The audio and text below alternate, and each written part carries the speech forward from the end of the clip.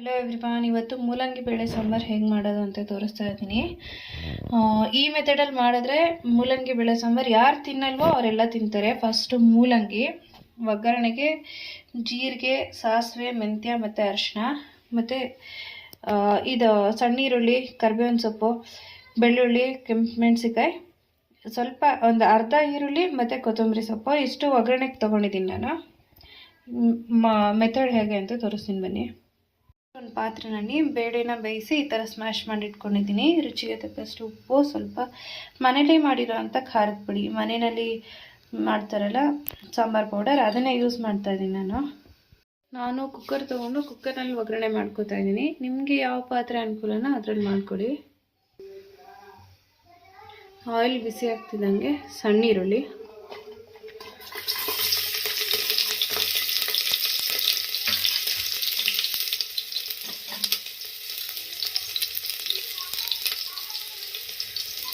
ಮೆಂತ್ಯ ಒಂದು 4 ಕಾಳಷ್ಟು, ಸ್ವಲ್ಪನೇ ಹಾಕ್ತಾ ಇದ್ದೀನಿ.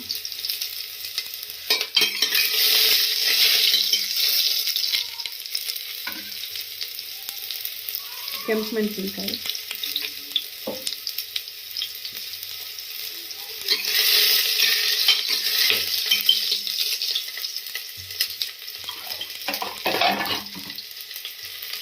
ಒಂದು 1/4 kg ಹೆಚ್ಚಿರೋ ಮೂಲಂಗಿ ಹಾಕೋತಾ ಇದ್ದೀನಿ.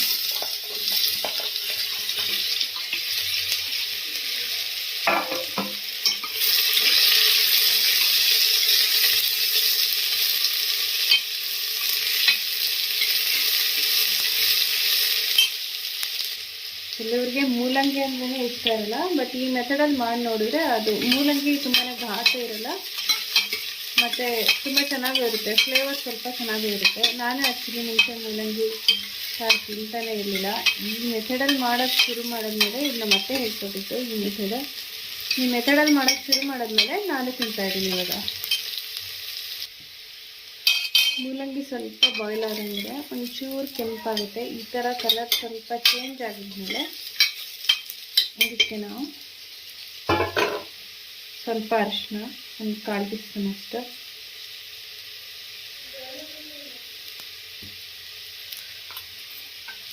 ರುಚಿಗೆ ತಕ್ಕಷ್ಟು ಉಪ್ಪು.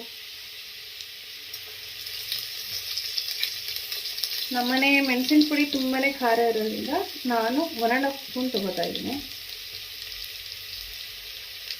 ನೀವು ಖಾರಕ್ಕೆ ತಕ್ಕಂಗೆ ನೋಡಿ ಹಾಕೊಳ್ಳಿ. ಚೆನ್ನಾಗಿ ಮಿಕ್ಸ್ ಮಾಡ್ಕೊಳ್ಳಿ.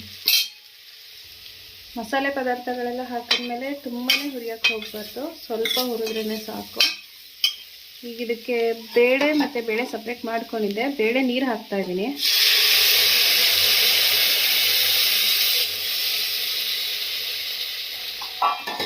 ಸ್ವಲ್ಪ ಕುದೀಲಿ. ಈಗ ಇದು ಸ್ವಲ್ಪ ಕುದೀತಾ ಇದೆ. ಈಗ ಹುಣಸೆ ರಸನ ಮಿಕ್ಸ್ ಮಾಡಿ ಇಟ್ಕೊಳ್ಳಿ. ಇವಾಗ ಹಾಕ್ಬಿಡಿ. ಅದೇ ಮೂಲಂಗಿ ಆಲ್ರೆಡಿ ಹುರಿದಿರೋದ್ರಿಂದ ತುಂಬ ಬೇಯಿಸೋ ಅವಶ್ಯಕತೆ ಇಲ್ಲ. ನೋಡಿ, ಆಲ್ರೆಡಿ ಬೆಂದಿದೆ, ಕಲರ್ ಚೇಂಜ್ ಆಗಿದೆ ನೋಡಿ. ಈಗ ಈ ಸ್ಟೇಜಲ್ಲಿ ಬೇಳೆ ಹಾಕ್ತಾ ಇದ್ದೀನಿ.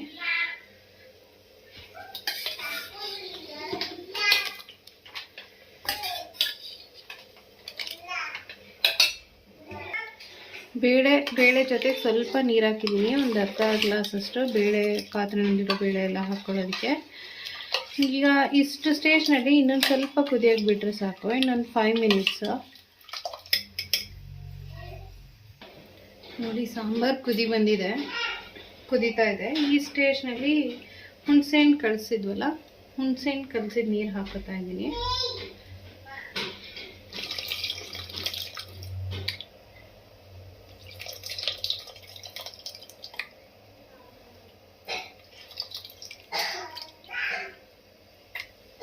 ಈಗ ಸ್ವಲ್ಪ ಕುದಿಬೇಕು.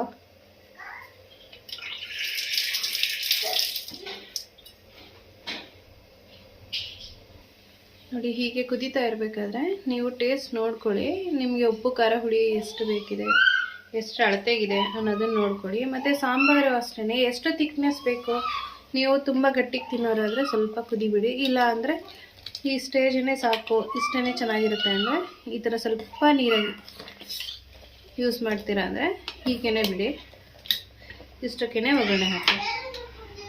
ಸಾಂಬಾರು ಕುದೀತಾ ಇದೆ. ಒಗ್ಗರಣೆಗೆ ಒಂದು ಚಿಕ್ಕ ಬಾಣಲಿ ಇಟ್ಕೊಂಡಿದ್ದೀನಿ. ಅದಕ್ಕೆ ಸ್ವಲ್ಪ ಎಣ್ಣೆ,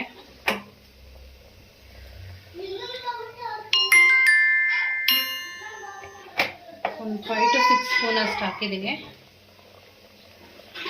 ಎಣ್ಣೆ ಬಿಸಿಯಾಗಿದೆ. ಈಗ ಇದಕ್ಕೆ ಸ್ವಲ್ಪ ಸಾಸಿವೆ, ಸ್ವಲ್ಪ ಜೀರಿಗೆ,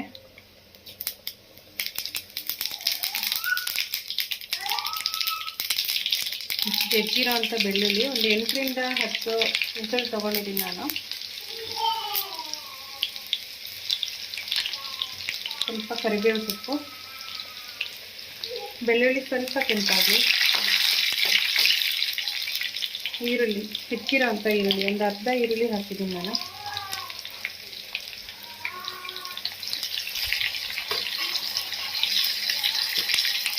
ಈರುಳ್ಳಿ ಸ್ವಲ್ಪ ಕೆಂಪಾಗಲಿ. ನೋಡಿ, ಈರುಳ್ಳಿ ಬೆಳ್ಳುಳ್ಳಿ ಎಲ್ಲ ಚೆನ್ನಾಗಿ ಫ್ರೈ ಆಗಿದೆ. ಈಗ ನಾನು ಸಾಂಬಾರಿಗೆ ಹಾಕ್ತಾಯಿದ್ದೀನಿ.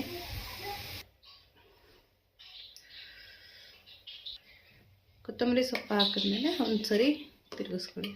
Thank you all. Thank you for watching my YouTube channel mom with Bebo. Please like, comment, share and subscribe my YouTube channel Mom with Bebo. Once again, thank you all. Bye bye.